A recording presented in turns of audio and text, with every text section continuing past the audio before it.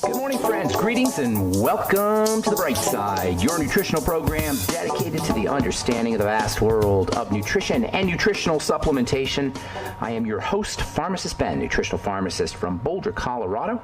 I use nutritional supplements where other healthcare practitioners use toxic pharmaceutical drugs and sometimes deadly medical procedures. If you suspect that there are natural nutritional roads to your vitality and health and well-being and to addressing your health challenges, whatever they may be, but you don't know where to begin, you have come to the right place. As you listen to The Bright Side every day, you are more and more in control of your body, you are more and more knowledgeable, and you know you can overcome any health challenge. That is why we are here every day on The Bright Side, helping clear up the sometimes confusing world of nutrition and nutritional supplementation. Over the last 30 years of practicing pharmacy, I have seen drug-free recoveries from diabetes, hypertension, obesity, skin diseases like psoriasis, eczema, rosacea, acne, digestive ailments, autoimmune issues of all kinds. Recoveries that by the standards of modern medicine can only be called a miracle, but what is in the world of the body, what is in the world of biology, standard operating procedure. Because the human biological system is a healing system. It's a regenerating system. It is designed divinely to heal and renew itself on a moment-to-moment basis. And while some folks may call that healing, renewing, regenerating system a miracle, it really is just the way the body works. If you have questions about health or nutrition or prescription drugs, we welcome your phone calls on The Bright Side. Our number is 844-236-6010. Today and every day on The Bright Side, 844-236-6010. If you have questions about the longevity products, formulations, ingredients, skin health questions about our Truth Skin Health products, or something you may have heard about or read about, or if you have a success story you'd like to share, or if you just want to contribute to the conversation, 844-236-6010 is our number, and we do have lines open for you at 844-236-6010. If you want to purchase any of the longevity products you hear advertised on the program or recommended on the program, please head over to my website, brightsideben.com, pharmacistben.com, or criticalhealthnews.com. We've got blog posts as well as news stories, and you can purchase all your longevity products right off the website. You can also sign up to join the Bright Side Ben team right off the websites, brightsideben.com, pharmacistben.com, and criticalhealthnews.com. If you want to start a longevity business, make some money selling longevity products, and help spread the word about how powerful and important a nutritional supplement program can be. If you've benefited from nutritional supplements from the longevity products and you want to help others do the same, please sign up to join the Bright Side Ben team for a one-time $25 fee. You can have a business, make some money, and help change the world via nutritional supplementation. 866-735-2470 is the phone number to call, or you can sign up right off the websites, brightsideben.com, criticalhealthnews.com, or pharmacistben.com. Okay. So, welcome back to The Bright Side. I want to continue talking about our souped-up version of glucosamine, the essential sugar N-acetylglucosamine. NAG is a multifunctional, and I love multifunctional supplements. NAG has got all kinds of uses. It can be used to boost the immune system. It suppresses autoimmunity. It's been used to deal with multiple sclerosis symptoms.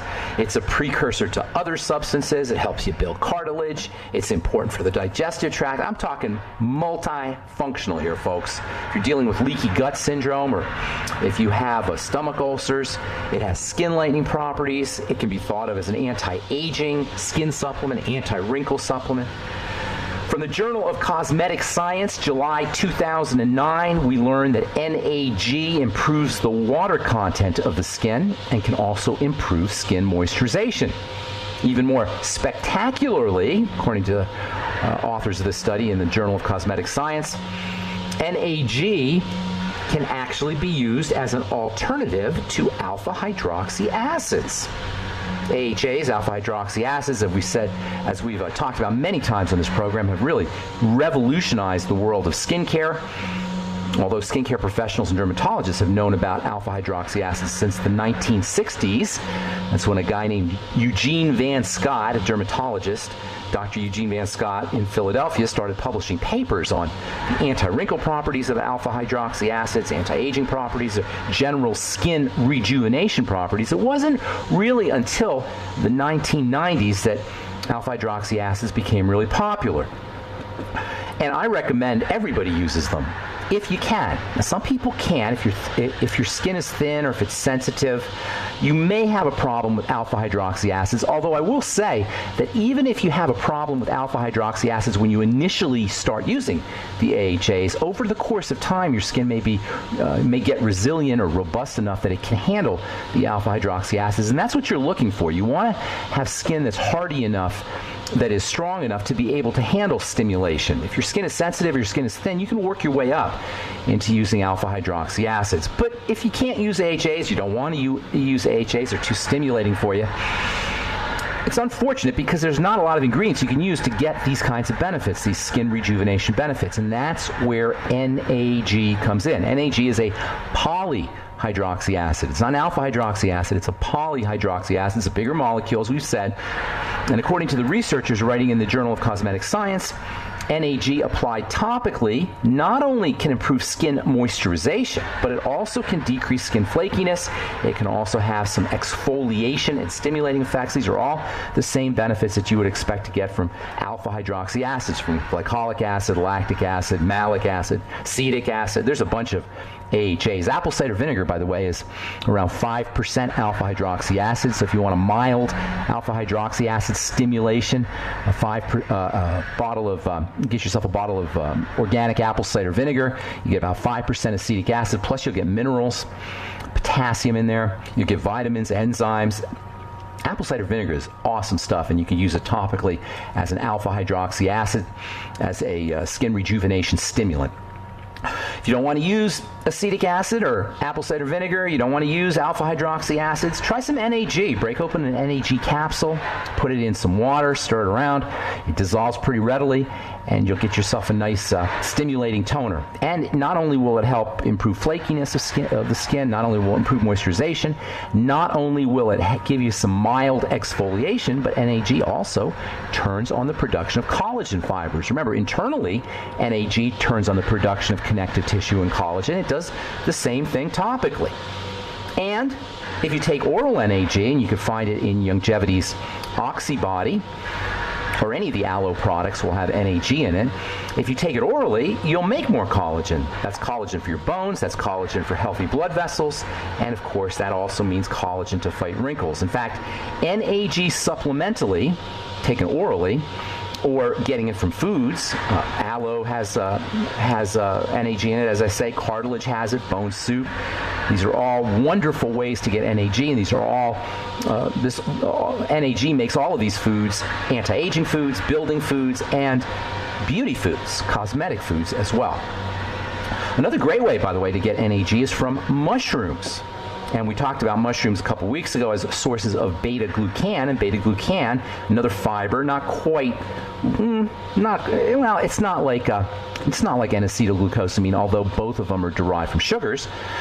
But both beta-glucan and NAG have anti-aging properties, and that makes mushrooms super-duper anti-aging. In fact, mushrooms are actually one of nature's most powerful health foods, most powerful anti-aging foods, most powerful beauty and cosmetic foods, most powerful immune foods, mushrooms. They've been used as medicine for thousands of years in the East, in China specifically, but mushrooms are just wonderful anti-aging foods. And they're also ketogenic, by the way. They're also real effective on the ketogenic diet. They're filling, and they're a good source of protein, good source of vitamin D. A mushroom is like a cross between an animal and a plant. So a lot of the things that are only found in plants are found in mushrooms, such as fibers like beta-glucan. And a lot of things that are only found in animals are also found in mushrooms, things like vitamin D and vitamin A. So actually, I don't know how much vitamin A is in a mushroom, but there's certainly vitamin D in mushrooms. Mushrooms are super power foods. I consider them to be power foods on par with algae and chlorellas and organ meats and dairy. Another study, this one from the Journal of Cosmetic Science, October 2013, scientists showed that the cells that make collagen, they're called fibroblasts, are activated by NAG. They concluded that NAG may be, quote, important for prevention of age-dependent changes in the fibroblast, and that's in terms of function and structure, unquote. And I want to talk a lot about the fiber. I'm going to talk some about the fibroblasts here because they're super important when it comes to anti-aging. We know about them in skincare, but a lot of folks don't know about them when it comes to building bone and other tissue. We'll talk about that when we come back from our break. I'm Pharmacist Ben.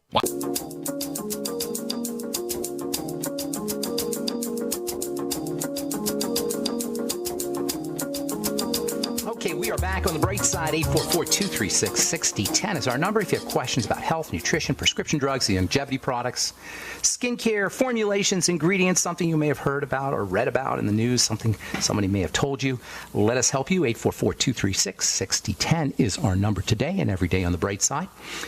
And if you want to purchase any of the longevity products, please call the Brightside Ben phone team at 866-735-2470 or head over to my blog, pharmacistben.com or criticalhealthnews.com. We update both regularly with news stories as well as blog posts, and you can purchase products or sign up to join the longevity team right off the website. You can also go to brightsideben.com. That's brightsideben.com. All right, we'll get your calls here momentarily, so hang tight. If you're on hold, a couple more things I want to say about, a lot I want to say about aldosterone. Tomorrow we'll tell you how you can lower your aldosterone on your own. Of course, reducing stress, that's a key factor. Aldosterone is a stress hormone. Doctors are mystified. I mean, it's funny, but it's not really that. It's not ha-ha funny. It's sad funny. Doctors are just mystified. Why would stress levels go up? Well, let me clarify it for your doctor. Stress hormone goes up when we're under stress. Lack of oxygen, lack of nutrition, the mighty 90 essential nutrients, elevated toxicity, and that includes sugar. These all represent an emergency to the body. They represent a survival threat, and the body and the genes respond accordingly. Hormones don't just go up for no reason. Stress hormones just don't wildly elevate on their own. Genes don't just mutate on their own. Psychological stress, mental stress, emotional stress, the genes respond accordingly. Physical stress, the genes respond accordingly. The genes aren't mutated. That's an ugly word. Mutated means they're contorted, they're perverted. They've just twisted. They just got ugly all of a sudden. They're not mutated, they've just changed to handle the stress. The problem isn't the genes causing the elevations in the stress hormone, it's the survival threat. The survival threat is the primary cause. It's not primary aldosteronism, it's primary stress. Why is this so hard for our medical people to understand? And again, stress is physical, stress is emotional, stress is psychological, stress is spiritual, stress is multidimensional. And it's really, as we've said, and I don't want to confuse the issue, it's really the response to stress. It's not the stress itself, it's how we respond to the stress that's the problem. The genes haven't mutated, they've just changed. They've just responded. Now, if you skip that step, if you skip the stress step, that's our control point via our lifestyle, you go right to the gene, now we're stuck with drugs. Now we have no option because the gene is just crazy. Now we don't have any control, it just changed. Now we got nothing to do with it. We're not responsible, of course. We don't have to blame ourselves because our genes are just stupid. Our genes are just dumb. They just changed on their own. Now we're stuck with the medical model. Now you're stuck with genetic therapy. That's the latest. It's going to be genetic therapy. And why genetic therapy? Who controls genetic therapy? Your doctor, the drug companies. Again, taking the power away from us and putting it in some authority medical model higher power that's not God. Not only is this idea of blaming genes nonsense, but it's actually dangerous. And for the medical model, it's self-serving. We're all potentially sick, according to the medical model. We're all diseases waiting to happen, which means we're all patients in waiting. We're all potential customers because we're all mutated and we're all sick. This aldosterone mechanism, by the way, is how your ACE inhibitor drugs work. Losartan, Cozar, Prinavil. This is how they exert their antihypertensive effects. Aldosterone secretion is triggered by something called ACE, ACE, and ACE inhibitor drugs inhibit ACE, as the name is as implied in the name. An ACE inhibitor drug inhibits ACE, that shuts down aldosterone. This is how the medical model works. Never mind that aldosterone has been evolved to take care of our stress, to raise blood pressure in an emergency. Shutting down ACE inhibiting, No aldosterone, no salt in the blood, lower blood pressure. The problem is for ACE to be inhibited, it has to be poisoned. This is how drugs work. Drugs don't magically just work. They poison the system. And this is true anytime you hear the word inhibitor or blocker or anti in the classification of a drug. ACE inhibitors, beta blockers, calcium channel blockers, anti-inflammatories, anti-hypertensives. Whenever you hear these words that imply some kind of negative activity, anti or blocking or inhibition, you're dealing with poison, period. Not poetically, not rhetorically, not hyperbolically, literally. You're dealing with a poison. Now, of course, all drugs are poisons, but the most egregious ones are the ones that have the designation poison right in the name. Inhibitor, blocker. How do you think something blocks? How do you think a chemical blocks biochemistry in the body? It doesn't just ask it nicely. It poisons it. In the case of ACE inhibitors, what's occurring is the body is kicking in with a stress response, and so you're inhibiting the body's ability to handle stress. You're inhibiting the body's ability to handle emergencies.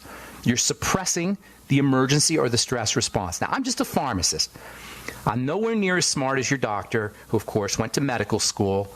I'm only a pharmacist, but it seems to me that if we have an elevated stress response, if we have an emergency response, maybe we should be checking on what the body is perceiving as a survival threat, rather than shutting down the body's ability to respond to the survival threat via a poison.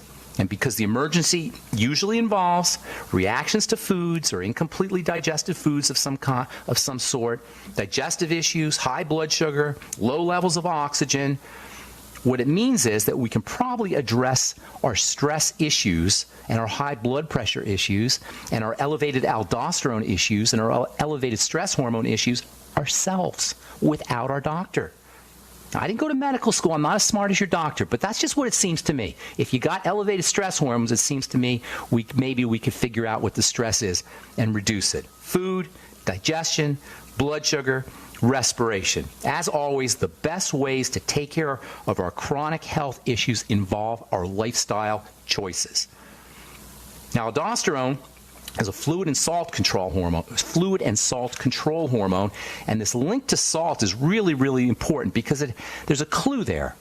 The link that aldosterone has to salt is our clue to lowering aldosterone levels, and there's an incredibly easy and important strategy, way to naturally lower your aldosterone levels without ACE inhibitor drugs, without genetic therapy, without having to worry about any of the tools or devices or pharmaceutical interventions that the medical model uses. We'll talk about that tomorrow on the bright side as we continue talking high blood pressure and the adrenal glands, all as it relates to the skin and hyperpigmentation. I haven't forgotten about the skin. We're going to be talking lots about hyperpigmentation, dark spots, and ways that you can reduce dark spots on your own, at home, using simple cosmetic or topical skin health strategies. We'll talk about that tomorrow and in the coming days on the bright side. Okay, 844-236-6010 is our number. I'll see if we can get one call in before we go to break. Maria in Florida, what's up? Welcome to the bright side. Hi, Ben. How are you? Doing good. What's going on, Maria? Oh, my God. This mouse thing is driving me crazy. Oh, I talked to you. Did I talk to you last week? We tried, but it went off, so you told me to call you again. Okay, hang on, Maria, because I got a break, and then we'll get you first up when we come back, so don't go away. All right, if you're on hold, we'll get to you as well. I'm Pharmacist Ben. You're listening to The Bright Side. 844-236-6010 is our number. We'll be back right after this.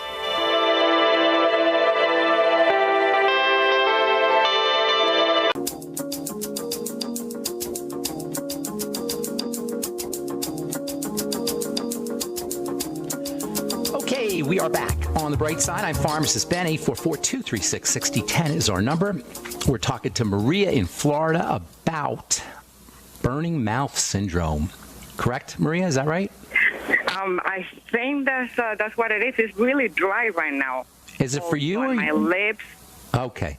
It burns on the tongue and in the upper part of your mouth kind of thing? That happened at the very beginning, like for 2 excruciating days. Oh, that's awful. And then after that, it just comes and goes, but more like dry, like my tongue. I became even afraid to eat, and I've been I don't blame you. As healthy as possible. I joined longevity a couple weeks ago. I bought the digestive pack. I started that like maybe roughly 2 weeks ago. Did I tell you about that? How did you know about that? To use digestive I've been listening to you. Okay, good for you. Good for you, Maria. Okay, well, let me tell you. First of all, let me tell the listeners, you can't think of anything more miserable. There's a lot of miserable things that can happen to the body.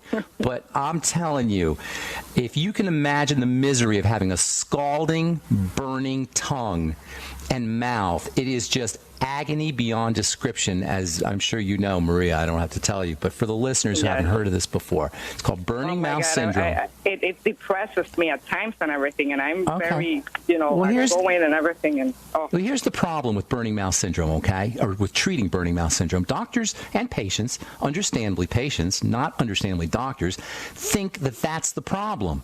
It's not the problem, Maria. It's a sign of the problem. You can't treat signs. You can only treat problems. Do you follow me? The burning mouth syndrome is the result of something. It's the end result of something. Once you have the burning mouth, as miserable as it is, you can't do anything about it. Where you have power is over the cause. Do you know that most people who have burning mouth syndrome are women, especially postmenopausal or menopausal women? I read a little bit about it could be hormonal. Yes, exactly. I'm 54 You're right around menopause or postmenopausal. Yeah. These are you're the most likely suspect when it comes to patients. When it comes to likely patients, it's you. So what does that tell you? Well, it tells you there's an involvement with female hormone estrogen. Now, keep in mind, men make estrogen too. It's not just a female hormone, but women make more, so they're going to be more likely to have burning mouth syndrome. And really, all inflammatory issues tend to affect women more than men. Autoimmune issues tend to affect women more than men. And all of these are related to the inflammatory effects of estrogen, and more so than just estrogen, poorly processed estrogen.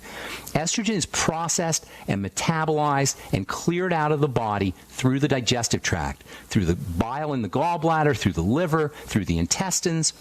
So and gallbladder. Well, bingo. Right there you can see a problem with estrogen. And guaranteed, by the way, nobody just has burning mouth syndrome. Maria, you had to have had a problem with menopause, menstrual problems when you were bleeding, or some kind of female reproductive issues, correct? When you were younger. Anything? Actually, I have pretty decent. Well, you don't know that. You don't know that. You couldn't have burning mouth syndrome. What else do you have going on? What other health challenges do you have?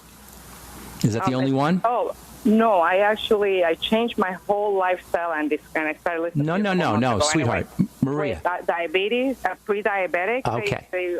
and high cholesterol. All of it. And all this when I thought that I was like eating the healthiest diet in the world. I started eating meat again. I quit all wheat. Because we don't, what we think is a healthy diet isn't. And this is why when people tell me, I eat. Exactly. We don't know. We just know what CNN tells us. And we know what our doctor tells us. Neither of which are good sources for health information. Not CNN and not the doctor. And by doctor, I mean the medical model. And by CNN, I mean the mainstream press. Yeah. So here's the deal. Burning mouth syndrome is, I'm going to cut to the chase, okay? I'm going to make it very simple. Burning mouth syndrome is inflammation in the nerves of the tongue and the mouth. There's lots of nerves in your tongue and your mouth. Okay? There's only a couple places that have more nerves than your tongue and your mouth. So burning mouth syndrome is a tongue and involves inflammation in the tongue, nerves of the tongue and the mouth. Inflammation means attack. Something is attacking your body. Food, digestion, and a lack of oxygen are the three things that you want to address. And, of course, the mighty 90 essential nutrients. If you have digestive issues, you must have them or you would still have your gallbladder. So when you have your digestive issues, I'm not going to say if you have them, I'm going to say when you notice them, link those to foods. If you're constipated, which is more likely than diarrhea or loose stools. Very constipated. Okay. Now we're talking here, all right? Nobody's going to think to link your constipation to your burning mouth, but that's a key piece of information. You can't control the burning mouth, but you can control the constipation. Do you see how much more powerful you are now that you made this connection? Burning mouth is like, what am I going to do? How am I going to take care of this? Constipation you can take care of. Constipation is a digestive health issue. It involves weakness in the intestines, and it involves stress in the intestines. So what it means is you got to start looking to foods. I'd be fasting and doing a food diary right away. And by the way, when you fast, you're going to notice if you have burning mouth issues, you're going to notice that they subside.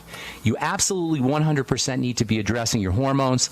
I'd be using progesterone cream. I'd be doing it today, or maybe pregnenolone capsules. Probiotics are a must-have for all female hormone issues, for everybody really, but especially if you you have estrogen issues, please don't underestimate the importance of the connection or the relationship between good bacteria and estrogen processing. Estrogen is really dangerous stuff if it's not processed correctly. Estrogen, of course, is an important hormone, but we have very tiny amounts of it in the blood because it's so darn potent, and it has to be cleared out, eliminated quickly. And it's cleared out and eliminated largely through bile. Without a gallbladder, you're going to have an issue with clearing out toxic or excess estrogen. Use lecithin every day with all your meals. Even if you're not eating, do a little bit of lecithin. It will help you. Bile salts, absolutely vital for anybody who doesn't have a gallbladder. The ultimate enzymes which contain bile salts are like I have that. Yeah. Make sure after all your meals, even take them on an empty stomach. Just get some bile salts in you. You can also use lecithin. How do I use the lecithin? Granules in water. A spoonful of granules in water. Drink them down with your meals. It tastes pretty good. I like the taste of it anyway. You can also get something called lipase to go with your digestive enzymes. You probably want to do some apple cider vinegar. Make sure you're doing the entire Mighty 90 essential nutrients, and keep yourself away from sugar. You're already pre-diabetic. That means bread and pasta and potatoes and burritos and anything cereal, anything that breaks down into sugar. Yeah, that's done. Yeah. Okay, good for you. Sounds like you're serious about this. That burning mouth syndrome, that'll put the fear of God in you, I'm telling you. All right, well, I'm glad you're keeping your sense of humor. I hope we helped you out, Maria. I'm going to let you go now, okay? Have a beautiful day. Thank you, Ben. Thank God you bless. so much. Thank you for what you're doing for everybody. Thank you, Maria. God bless you. Okay, let's go to Deborah in Texas. What is up, Deborah? Welcome to the bright side. Deborah. Do we have Deborah? Okay, going once. Deborah. We'll let... Did I mess this up here? Is Deborah there? Deborah? Hello? Hey, Deborah. Hey! Sorry. Oh, God. Sorry about that. No, not again. Okay.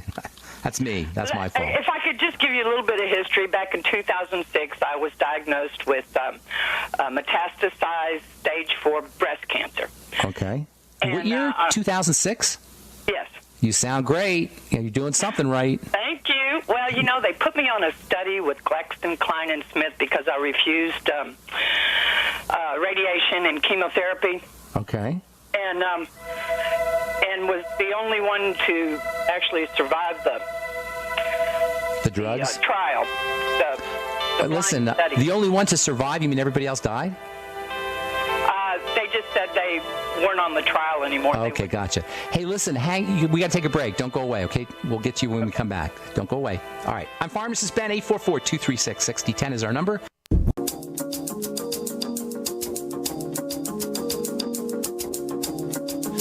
Okay, we are back on the bright side. 844-236-6010 is our number. We're talking to Deborah in Texas. Deborah, you there? Yes. Okay, talk to me real quick.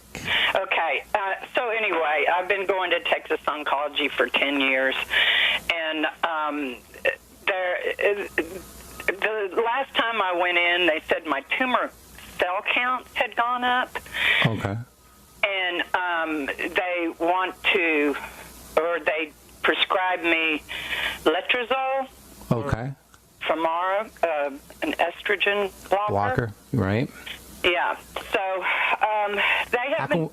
How can we help you? Well, I want to know if there's some alternatives. Yes, there's lots. First of all, as I was saying to the last caller, Maria in Florida, it's not so much estrogen that is the problem, it's the processed estrogen. Estrogen is processed into metabolites that need to be cleared out of the body. And if your gallbladder and your liver and your intestine, your digestive system, the bacteria in your gut, if they're not everything, all of these systems aren't firing on all cylinders, you're going to get buildups in toxic estrogen. Are you following me?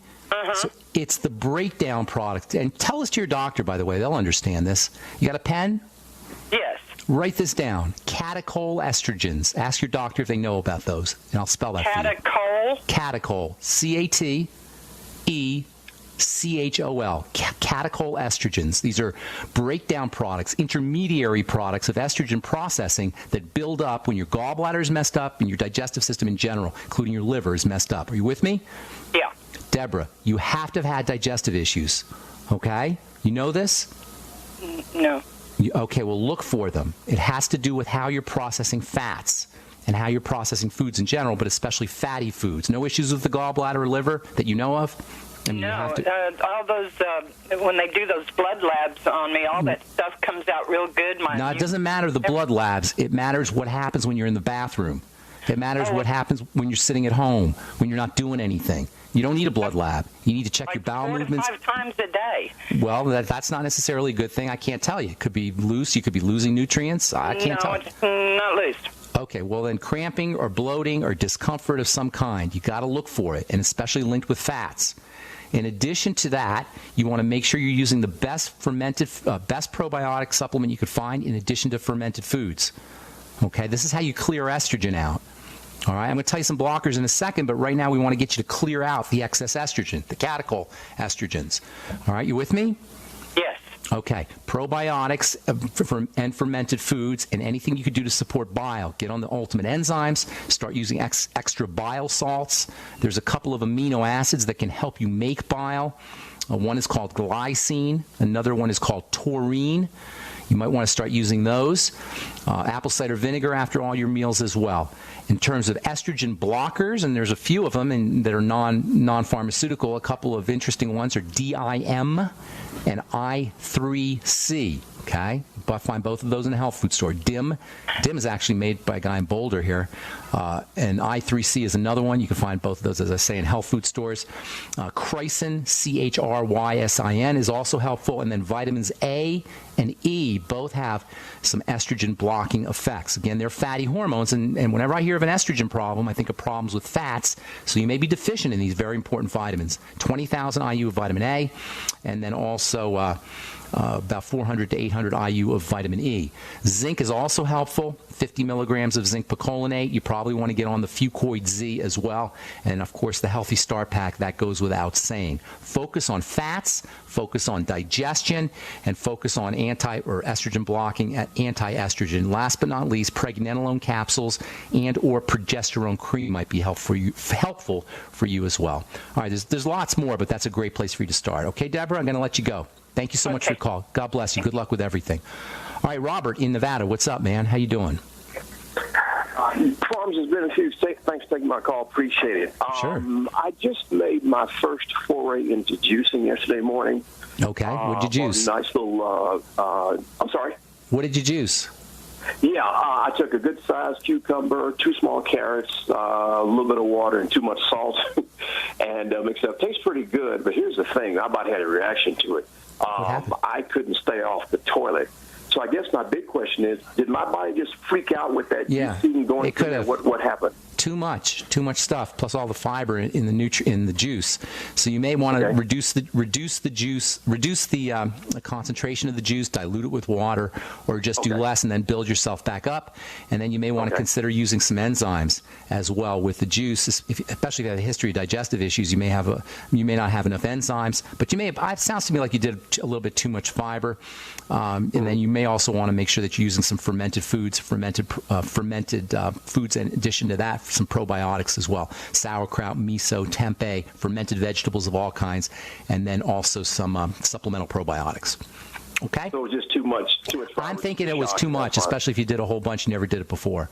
That sometimes happens with seeds, with flax seeds. If people start doing flax seeds, that sometimes happens. By the way, for the estrogen folks, flax seeds and all fiber can help you clear out excess estrogen too. Hope that helps, Robert. I'm going to let you go. Okay, buddy? Thank you, man. Have a good day. All right, let's see if we get one more in here. Joy in Florida. Welcome to the bright side. Joy. Joy. Hey, what's up, Joy? Hey, I'm a 68-year-old woman, and my hair is white. My mother went white early, which is fine. However, I'm really losing my hair, and about 3 years ago, I went to a dermatologist as recommended by my primary care physician, and he summarized it up by just having male pattern baldness. Well, here, let me tell you what's happening, okay? Okay. The hair to the body, the hair is irrelevant. Your heart's important. Your liver's important. You know, your lungs are important. Your internal organs are important. But the nails, the skin, and the hair, they're less important. So under conditions of deficiency, under conditions of stress, your body will harness or shunt nutrients to the core of your body. and away from your hair and away from your nails and away from your skin. This is why a good healthcare professional will always look at somebody's nails. The nails grow faster than any other part of the body. The hair also grows fast. So the hair and the nails and the skin are the first place the body will take nutrients away from, and this is why hair loss occurs. Now, the thyroid is involved and hormones are involved, but the most important consideration is something burdening the body, and that includes a lack of nutrition. You follow me, Joy? Absolutely. Okay, so what you want to start to do is you want to start to look for places in the body where you can control. You can't control the hair loss, but you sure can control your sugar, and you sure can control your oxygen, and you sure can control your foods, and you sure can control your nutrients. So as with all health challenges, this is so simple, you guys. One day, I'm just going to be off the air because everybody's going to finally get it. I'm not necessary here. I'm telling you, Joy has the same problem that everybody has when they have a health challenge. Lack of nutrition, a buildup of toxicity, and that includes sugar when I say a buildup of toxicity, and then issues with oxygenation, and that, and of course, psychological and mental, that goes without saying. So here's what you want to do.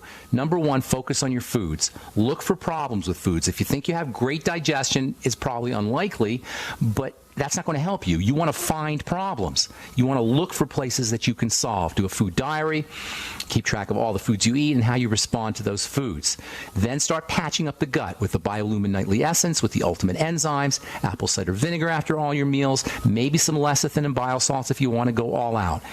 Then you start to work on the blood sugar, and this is true for everybody with a health issue. Everything I'm saying to Joy goes for everybody with a health issue. Work on the digestive system, then you go to the blood sugar.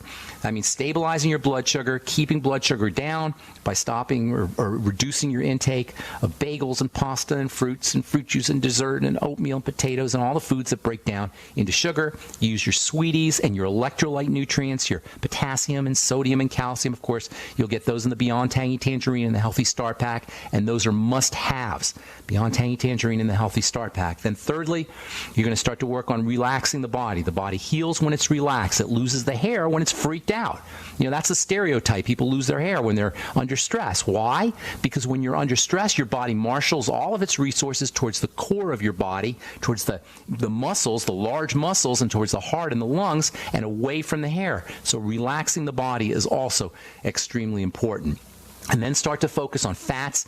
And when it comes to digestion anyway, focus on your fats, because there's a very important relationship between estrogen processing, and hair loss as well.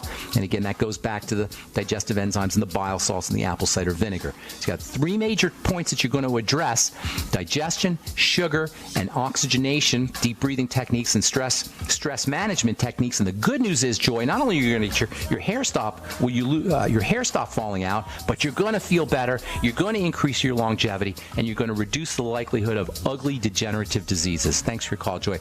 We're just out of time, and I apologize if we left you on hold. As always, call back tomorrow and we'll get you first up. Just tell our call screener we left you on hold. Thanks for listening, friends. I'm Pharmacist Ben. Check out my websites, brightsideben.com, pharmacistben.com, or criticalhealthnews.com to purchase any of the longevity products you hear advertised on the program, and truthtreatments.com for my skin health products. Thanks for listening. We'll talk to y'all later. Bye for now.